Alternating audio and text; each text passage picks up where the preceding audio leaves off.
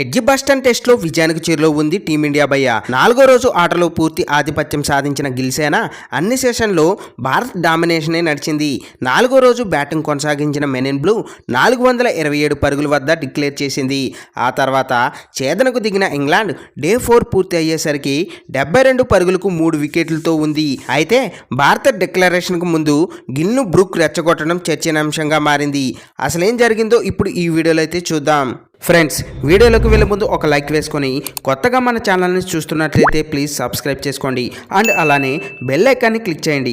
ఇక విషయానికి వస్తే 4వ రోజు ఆటలో భారత్ ఎప్పుడెప్పుడు స్కోర్ డిక్లేర్ చేస్తుందా అని అంతా ఎదురు చూశారు. అయితే ఆధిక్యం 450 పరుగులు దాటినా కెప్టెన్ గిల్ డిక్లరేషన్ పై ఆసక్తి చూపలేదు. అప్పటికే బౌలింగ్ వేసి బాగా అలసిపోయారు ఇంగ్లాండ్ బౌలర్లు. ఆ జట్టు ఫీల్డర్లు కూడా ఎప్పుడెప్పుడు డిక్లరేషన్ ఇస్తారా అంటూ వేచి చూడసాగారు. కానీ గిల్ మాత్రం బ్యాటింగ్ కొనసాగిస్తూనే పోయాడు. దీంతో ఫ్రస్ట్రేషన్ గురైన ప్రత్యర్థి ఆటగాడు హ్యారీ బ్రూక్ డిక్లరేషన్ ఇవ్వచ్చు కదా అంటూ గిల్ను రెచ్చగొట్టాడు. లీడ్ 450 దాటింది, డిక్లేర్ చేసేయండి, రేపు ఎలాగో వర్షం పడుతుంది అంటూ ఓవరాక్షన్ చేశాడు. సో ఆధిక్యం 450 దాటింది, రేపు తప్పకుండా వాన పడుతుంది, మధ్యాహ్నం నుంచి వర్షం కురవడం ఖాయం అంటూ గిల్ను రెచ్చగొట్టాడు బ్రూక్. అతడికి భారత సారథి స్ట్రాంగ్ రిప్లై ఇచ్చాడు. మ్యా బ్యాడ్ లక్ అని అన్నాడు. దీంతో డ్రాకు ఒప్పుకోండి అంటూ గిల్ను మళ్లీ రెచ్చగొట్టాడు బ్రూక్.